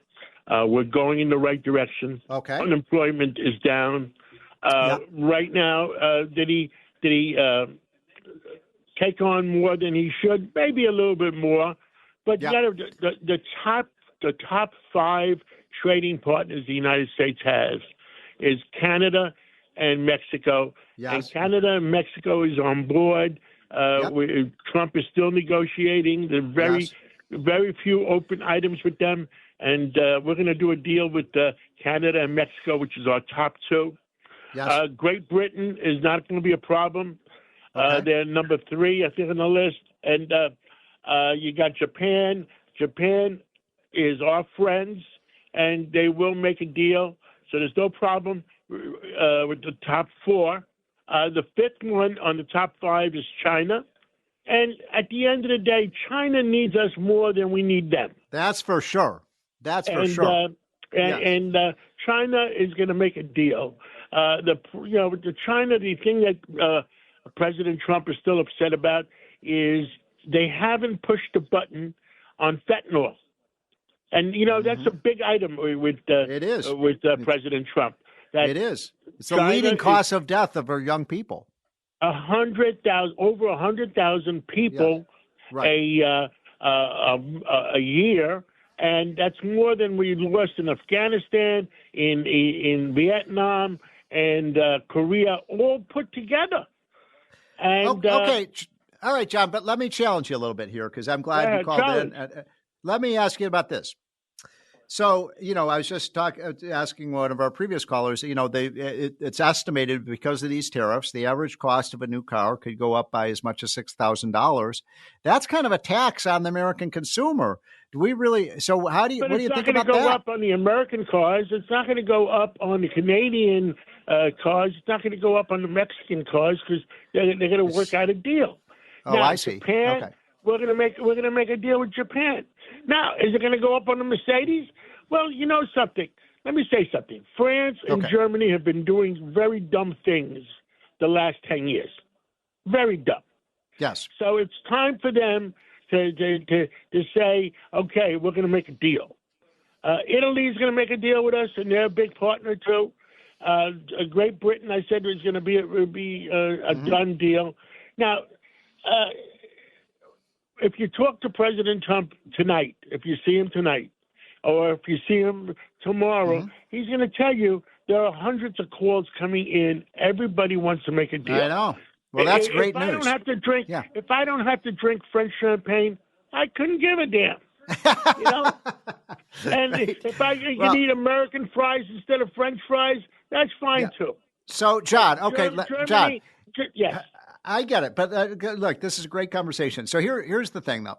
I mean, we had this massive sell-off in the stock market, one of the worst weeks in the history. Why. So why? Why is that happening? Well, over-leveraged hedge funds. They got capital calls. And they had to meet. And that's what caused the big item on Friday. And nobody's talking about it. Yeah. Yep. And I think that let Monday and Tuesday go by, and I think there'll be a great recovery. You know what, John? I was saying earlier on the show, at the start of the show, that I'm buying stocks. My wife and I, even though we lost a lot of money this week, because we think the prices are really good, and if you hold on to these stocks for a couple of years, you're going to be really happy. Let me give you an example. J.P. Morgan 2 weeks ago was $270 a share. Right now, it's $210. How wrong can you go? J.P. Morgan, nothing has changed at J.P. Morgan. Jamie Dimon is over there working hard. Yep. Bank of America, it was $47 a share. Now it's $32. Now, I'm not saying you should buy brand X stocks. Right. But if you buy quality American companies run by quality CEOs, you can't go wrong. I agree. I love the blue chips. I really do. I think, even the technology companies, they've fallen a lot, and those are great companies too. I couldn't agree more. And look, as you know, John, the long-term real rate of return on American stocks has been 6, 7, 8%. And every time we have a downturn like this, now look, I don't know if are we what's the old saying in Wall Street? Don't try to catch a falling sword. But you're saying you want to buy now. You think that these are values. Well, I've been buying S&Ps, index funds. I've been buying J.P. Morgan. I've been buying Bank of America. I'm buying quality stuff that hey, I've been buying Goldman Sachs. How much was Goldman Sachs 2 weeks ago? How much is it today? Yeah. Well, it's down. It's down. But look, the prices look good to me. And you're right. These companies are going to jump back. We're going to get it. So because we're running out of time here, John. So what you're saying is Trump is going to win concessions from these countries. We're going to get deals, and that's going to spring back the economy. But what I'm saying, though, and I think I generally agree with you, but what I'm saying also is China is a problem. And I am in favor of tariffs on China. I think they are an enemy of the United States. They are not. They have outsmarted the Democratic Party. Yes, they have outsmarted the Democratic Party so many ways, and don't forget they got 1,400,000,000 people. They can put 10 million people on this problem, 10 million people on this problem, 10 million people on that problem. They have us outflanked. I'll give you another example. They have 400,000 students in our universities, and they're paying the tuition. And those students are threatened by the Chinese government that if they need something, they better deliver. Otherwise, something's going to happen to their parents. And that's not fair. One last question to you, John. We literally got 2 minutes left before we got to take a hard break. What do you make of all these attacks against Elon Musk and Tesla? I think this guy's a hero. I think he's a patriot for what he's doing and finding all the waste. I think we need an Elon Musk type person in every state that receives Yes, we do. Money. Yes, you're exactly right. You receive federal money from the federal government, then you should play by the rules. I mean, the stuff that's going on with transgender. Listen, you want to be a transgender, do it on your own, but taxpayers shouldn't pay for it. Well put. John Catsimatidis. And this thing going against women and having transgender men going playing sports against women. Ridiculous. I mean, it is ridiculous. So at a certain point, I am a common sense Republican, but I like common sense Democrats too. Me too. But me the too. common sense Democrats are being terrorized by the not so common sense. I know they Democrats. are. Hey, John, we're up against a hard break, but appreciate you calling in. Appreciate the way you have completely breathed new life into this radio station. I'm so honored to be on the show every 1 to 3 p.m. on Saturday, following the great Larry Kudlow. And the ultimate compliment I get from John Catsimatidis. Who's the second best economist in the world? The second best economist in the country, in the world, in the solar system. Larry Kudlow's number one. Steve Moore is number two. I'll take it. John Catsimatidis, thanks for joining. Now, speaking of Larry Kudlow, we'll do a segment where I did an interview with Larry Kudlow, Arthur Laffer, and Steve Forbes. Now we are joined, I said earlier, Larry Kudlow, that we have the econ icons. And so you, of course, are an econ icon as well. So I said Larry econ icon. You said icon. On the Kudlow Show. This is the More Money Show. I love this. So we were having a fascinating conversation. You were late to the game, but no, I appreciate your being here, Larry Kudlow. He's the fourth Beatle. And so Steve Forbes' proposition is that a good monetary policy would stabilize the price of gold, and Arthur was kind of challenging him on some of that. Where do you follow? I'm not challenging. No, asking him specifics. How it would work. What was the challenge? I want to hear that. How would you do it right now? What would you tell the New York Office for Intervention? How would you go about doing it? He said he'd take it between 29 and 31. Yeah, cool. All right, there and there. If it hit 31, what he'd do is he'd sell bonds in the market and take money out, monetary base out of the system. Right. If it were 29, he'd buy bonds and do it there. I said, but does it matter your starting point? Because if you have the starting, it was just a technical. The answer is no. Well, it would. You would. Wait a second. You argued this years ago. I did. You argued exactly what he's saying. I agree. You said, let interest rates go, use the monetary base, which is the balance sheet of the Fed, buying and selling treasury bonds, etc. Look at. All right. I don't think the height. What he's saying is, from here, let's stabilize the But story. I think that's a problem, because if you knew the dollar were going to be as good as gold for the future, like what's your policy? Steve Forbes is going to be in there for the next 100 years, and it's going to be stable. The value of gold would fall sharply. Because what you want to do is, once you make a dollar as good as gold, no one's going to want to hold gold. They're going to want to hold dollars. And so you have to have an anticipatory period where you announce ahead of time that you're going to stabilize it 3 months from now at whatever price it is that day. That's the way you have to do that. By the way, you could sneak up on it by selling gold. Well, that's what I was talking about. No, by selling gold-backed bonds. So I have a question for you guys. So I don't want to get too much in the weeds. Sell a 100-year gold-backed U.S. Treasury. That's the Judy Shelton idea, right? Well, a lot of people got it used to be the Kudlow idea. Actually, it was the Trump idea. Trump loved that idea. Okay. He loved that idea. Right. He still does, by the way. He still does. If you let me just ask you a technical question. If we have the Steve Forbes model and you hold gold at, say, $3,200 an ounce, whatever that price is, isn't that over time going to be a deflationary because of... Of course not. Because it's like saying... productivity improves. It's like saying 60 minutes an hour is going to be deflationary. Money is a measure of value. That's all it is. Okay. And the idea that the Okay. gold standard is deflationary is one of those myths that stand in the way of a return to a gold standard. Where you get deflation is when you overvalue the currency, which the Brits did after World War I. And when you raise taxes on a fixed gold thing and you cause people to panic and go into gold. That's when you can do it like the Great Depression. Go back to Mundell. Go back to Mundell's. My Ouija board's out, Larry. Seriously, go back to Mundell, who was a very smart guy. Robert Mundell won a Nobel Prize in economics. He did indeed. He was a friend. It was the Laffer-Mundell theory. Which was created, essentially synthesized by Winiski, a difficult person but a smart journalist. Okay. So Mundell's argument in several of his books is if you're worried about inflation, that's a monetary issue. Right. And by the way, Mundell would agree with Steve Forbes about some kind of gold backing. If you're worried about growth, that's a fiscal problem. And regulatory. But the trouble was the Keynesians, remember Mundell's fighting uphill, he's working in the IMF in the 1960s, etc. Keynesian said spend more, deficits more. Right. Mundell said no, fiscal policy should be about taxes, okay? And you want to cut taxes for growth, and you want to stabilize the dollar with some kind of gold backing. That's what he said. It's a thin book. What's the name? It had a red... It's called Man in Economics? No. Or the Monetary Theory? The monetary I think book. it was Monetary Theory. Monetary Theory. It had a red... Yeah, that's the one. The book. Yeah. And I remember reading it.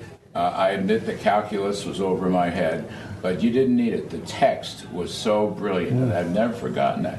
Inflation is about money. Growth is about fiscal, which should mean taxes. I'm sitting here with Steve Forbes, Larry Kudlow, and Arthur Laffer. So another question I wanted to ask you all, maybe I'll start with you, Larry, is the Keynesians, you mentioned them. They say Doge and cutting government spending is a bad thing for the economy. So what is your response It's to a fabulous thing for the economy. I mean, it's just, of course the Keynesians have to say that. We just had 4 years of the Keynesian experiment, Right. as though we needed one. Look, spending as a share of GDP today is about still 24%. government spending? Government spending. Right. Actually, federal spending. Federal, right. It's about 24%. That's where Biden left it. The 50-year average is actually 20%. Okay, if you take it down from 24 to 20%, you are going to unlock all this money that can be put to work in the private sector. That's what's going to happen. That's liberating. So, that did happen in recent history. But you want to hear a simple... Yeah. I mean, which would you prefer? Giving people checks who don't work or cutting tax rates on people who do work? I'll take the latter. Thank you. I think that's pretty clear. That's exactly what we're saying. Here's another phony argument. Yeah. Reducing the federal workforce is going to lead to a recession. Unemployment. Yeah, that's what they Alan say. Blinder said that in the Wall Street right. Journal. He did. So stupid. What we're talking about, this is so interesting. You have roughly 160 million civilian labor force. Roughly 160 million Americans are working. This RIF, reductions in force, is what, 35,000, 40,000? It could even be 100,000, but that's tiny. It isn't going to be. I mean, it's a rounding error. You're not going to be able to find it. You will find it. I would like to fire 100,000. You will find it in the Washington, D.C. area. Yes, that's true. But these are basically well-educated people. And plus, we're recession-proof. There is nothing. Right. There is nothing wrong. I mean, you cannot argue that a smaller government, a more efficient government, good for the economy. That's right. And So we had But the greatest indicator of prosperity is housing prices in D.C. are falling. Yes. Well, no, wait a minute. I own a house in D.C. How about Colorado? So let me give you guys a historical... the fanciest part. Mnuchin's still trying to sell his house. So after... that was a joke. Okay, I got it. The Keynesians, right at the end of World War II, said we're going to have a Great Depression. Right. And we actually put 10 million federal workers out of jobs because these were the soldiers who came back from World War II. And guess what? They found jobs in the private sector. And actually, there was not much of an increase. Be careful. We've talked about this before. Yeah. There was a downturn in GDP, but private GDP went up. Yeah, but that's all that matters. In the real world, the economy was doing well. Yeah, but don't you think killing people does well? That's war. It makes you prosperous. The same can be said Krugman does. Warren Harding. And the Harding-Coolidge administration did the same thing, and everybody expected a depression, and they were completely wrong. They lowered spending and tax rates. They cut federal workforce, but they did something else, Arthur. Cut taxes. Slashed tax rates. They went from 77% in 1918. You were down there, to 25% down there. We ran budget by the mid-20s. Yes, and we ran budget surpluses for 11 straight years. 11 straight years, the government ran surpluses. So and the price level fell. And Coolidge was the only president under his presidency where the budget was so lower than when he became president. Who was that? Coolidge. That's amazing. Yep. 11 straight years of surplus. Yeah. But I wanted to correct something from the fabulous Daily Unleashed. Okay, what did we get wrong? Herbert Hoover signed the tax hike. That's what was said. No, but you blame FDR. I think Laffer knows because you asked me that. I mean, you wrote me a note. I wrote you a note. But didn't Roosevelt also raise the rates? Yes, he did. Yes, but that was much later. Oh, I see. Okay. That's correct. So Hoover was probably close with Nixon, the worst economic president, but Hoover took, was worse than Hoover took the tax rate from 25 to 63. Now, who took the tax rate on earned income from 70 to 50? So hold on, wait, time out. Let me see. So wait, we had Nixon. From 70 to 50 on earned income. Okay. No, I want to go back to raise the capital gains levy. So hold on, you guys. But anyway, Larry is right. It went from 25 to 63, and even worse, excise taxes went up as well. Hoover did that. They even had a stamp tax on checks. Now, when you wrote a check, you had to pay a tax. Did this happen after the stock market? No. Yes. Actually, stocks fell first, but everybody, it was like Smoot Hall. Everybody knew it was coming. Yeah. He wanted to balance the budget. See, that's why we didn't. So he raised taxes? So hang on. That's yes, exactly. It's the stupidest thing I've ever heard. He wanted to balance the budget by raising taxes from 25 to 63. And then FDR ran in the presidential campaign as the guy who was going to balance the budget. So and then he did a wealth tax. So that's the different thing. FDR ran to the right of Hoover on the budget policy. But then he put in a wealth tax. So we only have a couple minutes left. I want to ask you all this important question. The most important thing that Donald Trump do right now to get, I'm a little worried because we're going to get negative GDP in the first quarter probably. Maybe not? Okay. I hope you're right.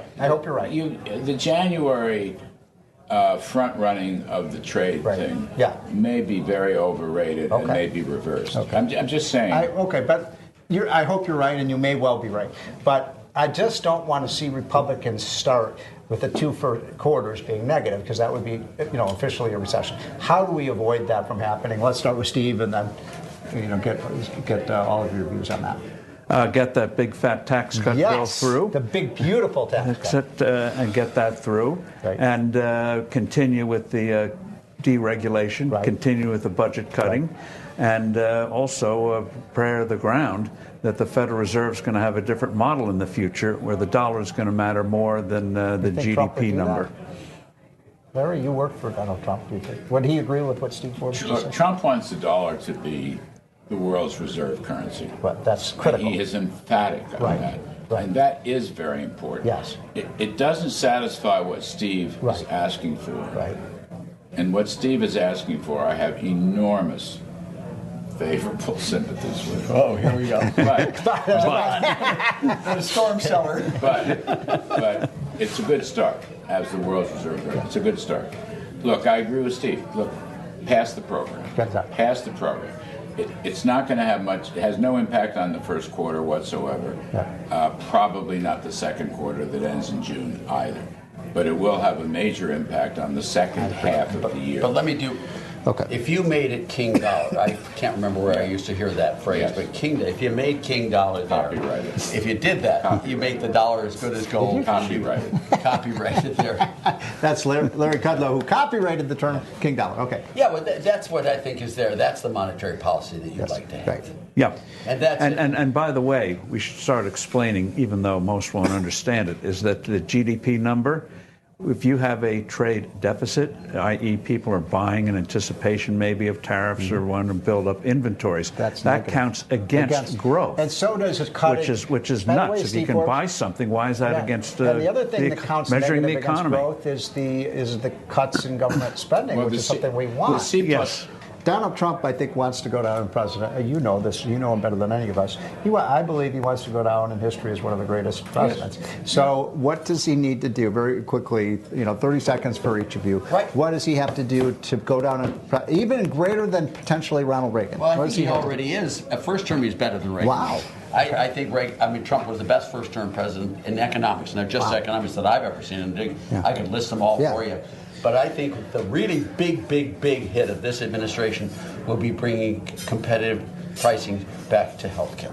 Oh, I think that's a good one. Huge. Steve Forbes just wrote a comment. Okay, Larry? Can he be one of the greatest presidents? Yes, he can. He's running a revolution right now. Right. It's a populist revolution aimed at the middle-class working folks of all colors and all political stripes, including young people. It's quite remarkable. Yeah. Oh, the young people. He's doing great with young people. Doing great with young people, absolutely. Why do you think that is? I think they love a strong leader. Right. It's the same reason Reagan polled so well with young people. Is that true? Was Reagan popular with young people? They like a strong, tough leader. Yes. We've had all this wimpy stuff in recent years. Reagan was really popular with the women, too. But that's not what so is Donald Trump. No.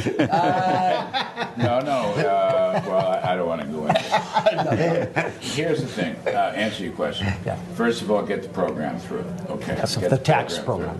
Yeah. Taxes, deregulation, energy, and so forth. But the second point is, we didn't know this was going to happen, but he must figure out a way to defeat these left-wing activist judges who are now leading the, quote, revolution to stop him at every... Right. And these judges, this idea of a nationwide injunction from some judge in some district is crazy. It's absolutely crazy, and it's unconstitutional. So they're making law from the bench, and they're just trying. But can't we fast track it to the Supreme Court? In this case, they're thwarting law. And they're doing what? Thwarting law. Flaunting, I guess. They are taking the executive power away from the executive. Right. And that is unconstitutional. I don't know if you saw Newt Gingrich talking about it on my show after you fellas were on. This is becoming a big problem. And it's a problem that can be solved at the Supreme Court level. Let us hope it is solved very soon. Steve Forbes, what does President Trump have to do to go down as a great president?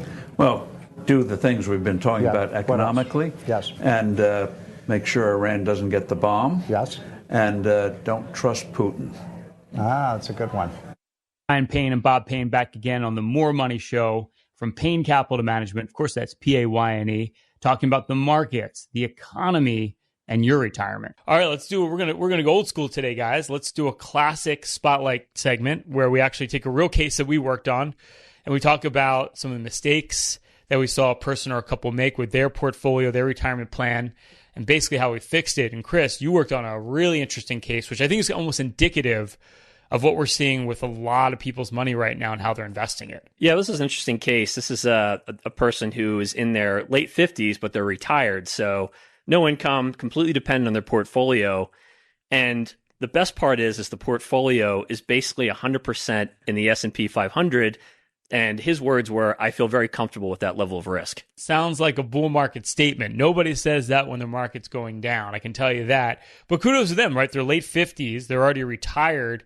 But as we know, the closer you are to being dependent on your portfolio. If you're dependent on your portfolio, the less dependent you want to be on risk assets. And did they have a lot of income coming in that they didn't have to worry about their portfolio, or are they drawing on it now that they're retired? Yeah, I mean, that's the scariest part, Courtney, is that they don't have any income coming in. No Social Security yet, no pension. So yeah, completely dependent on drawing down the portfolio. That's frightening. That kind of freaks me out, Bob. Well, it's just human nature, guys. I've seen it with any salesperson I ever met, any financial advisor, any client, right? You tend to project the future based on your most recent experience, and people start to build a budget, a bull market budget on how much they can spend based on how this, virtuous cycle of always making 15 to 20% a year is going to continue. That was kind of like when Ryan worked in sales. He annualized his best years.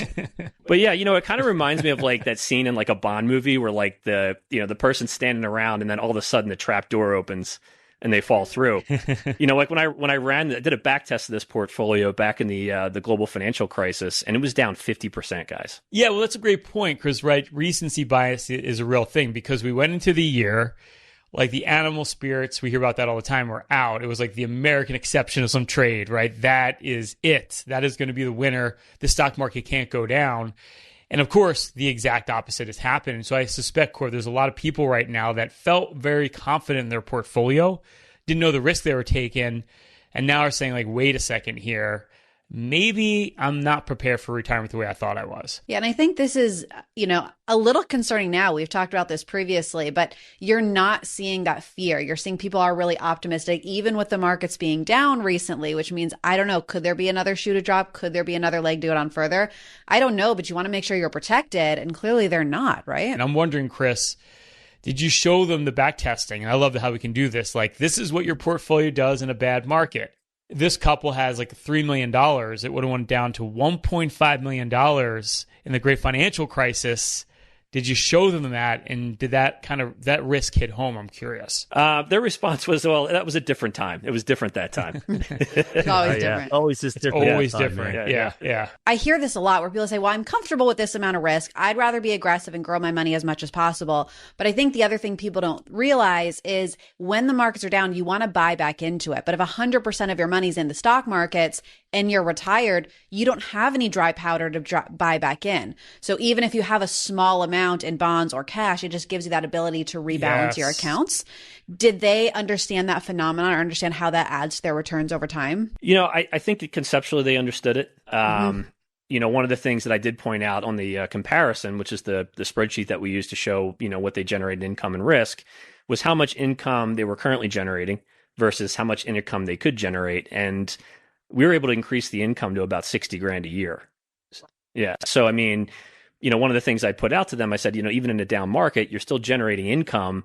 That's really going to supplement what you need, and you won't have to pull money out while the market's, getting hammered. And it's true. Like, our emotions just lead us astray, right? That's the problem, because a lot of us went into this year after two big up years in the stock market. So your risk is probably way out of whack at that point. But to tell somebody they're taking too much risk when the market's going up and up and up, and of course, it's like everything you see on the news just feeds your beliefs, because you start watching all the programs and all the economists, everyone's got the rosy colored sunglasses on. And then it's like, ha, surprise. Everything we told you 2 months ago isn't true anymore, right? Remember we said this on the show, this is like 2 months ago, that when everyone was saying, well, President Trump, he rates his performance by how the stock market's doing. Well, guess what? He's not doing that anymore. He says he doesn't care about the stock market anymore. And that was only 2.5 months ago. So I think now with all this volatility and all the uncertainty, I'm getting calls saying, hey, do we get out of the market now? And of course, you don't want to do that. That's why it's so important to make your investment strategy on a discipline, not based on how you feel. I can't emphasize that enough. Yeah, but you know what? I'd love that, right? I'd love getting all this emotional feedback, not just from my clients, but their accountants and their attorneys. I mean, these are professionals that are supposed to be giving unbiased advice, and they can't help themselves by bragging about how much NVIDIA they have, And it's like, I have a client who just sold his business. We just put $10 million into municipal bonds, and every month he calls me up and he said, my accountant made a killing in NVIDIA. I mean, that's all he talks about. It's nuts. Not talking about it anymore, that's for sure. At least as we're recording this. Yeah. Well, in the meantime, we're seeing with our portfolio too. And I think one of our strong points is we know we don't know, right? Like, Court, who would have guessed at the beginning of the year that our best performance, we talked this a lot, would be Europe, would be commodities in our portfolio. Who was talking about that in January? Like nobody, and we weren't either. But we have it in our portfolio because we know we can't predict the future. And that's where what I've been finding really interesting is the clients who are calling panicking haven't looked at their accounts. They're hearing what's happening in the news right now, and they're calling and saying, what should we do? What should happen? Actually, have you looked at your accounts and realized you're actually up this year? Because there's plenty of things that are doing well. And I think that's why we're actually getting a little less panic than I would expect in a downturn like this, because a well-diversified portfolio is holding up really well right now. No, they definitely were very concerned by the end of the presentation, and they definitely saw the wisdom in wanting to diversify, taking less risk and generating more income. That's always the big problem, right? The whole idea of if you have success investing and you're sitting there thinking, I don't need to do anything different. The fact that you have success, the problem exacerbates itself, because if you're selling relative performance to fund your needs and your basic needs of income, then you're paying capital gains tax every single year. So it actually, now you're selling in a down market, you're still taking gains, you're still paying taxes, and you're watching your nest egg shrink that much more quickly. That leads to panic, and I can tell you, they will panic. And they don't know when, I don't know where, but I know why, and I know it's going to happen. Well, I think the bottom line here, guys, is that nobody ever plans to fail with their investments, but they just don't realize where they are in the hand. And take this person, for example, saved a lot of money. They're set for life. They've got nothing to worry about, but they don't realize how much at risk they are because they don't have a roadmap. And that's what we do for people. We put together a plan. We put together a roadmap that tells you where you are and where you need to go. If you saved over $1 million for your retirement, myself and Bob and our team at Payne Capital will run for you our total financial master plan, and we'll do that with no obligation or cost. It's a full holistic review. We literally look at everything. There's not a firm out there that will do this work up front. We go as far as building you your own personalized financial portal. We give you a bird's eye view of your entire financial life, and we'll hone in on every financial issue you need to address today, whether it's that income plan for retirement. How do you take Social Security? There's a lot of ways to take it, but one right way for you. How do you draw from your portfolio the most tax efficient way? We'll give you a full income plan, factor in inflation so you don't run out of money. We're going to look at diversification. Markets have been all over the place, up and down. Has your portfolio been extremely volatile? Or have you been sitting in cash? Paralysis by analysis, can't figure out what to do. We'll put together a full diversified investment game plan, show you how to grow your wealth, tie it to your goals, but most importantly, protect it over the rest of your life. And we're going to look at fees and taxes. Wall Street loves to sell you high cost, tax inefficient products, whether it's an annuity, mutual fund, insurance product, brokerage product. We're going to go through every investment you have, deep dive. We're going to show you how to reduce all the internal cost and optimize your portfolio for taxes. It's not what you make, it's what you take. You'll get our full tax playbook. We literally have 4 slots left. If you saved over $1 million for your retirement, all you need to do is call or text at 844-752-6692. That's 844-752-6692. If you call or text us right now at 844-752-6692, that's 844-PLAN-NYC, 844-PLAN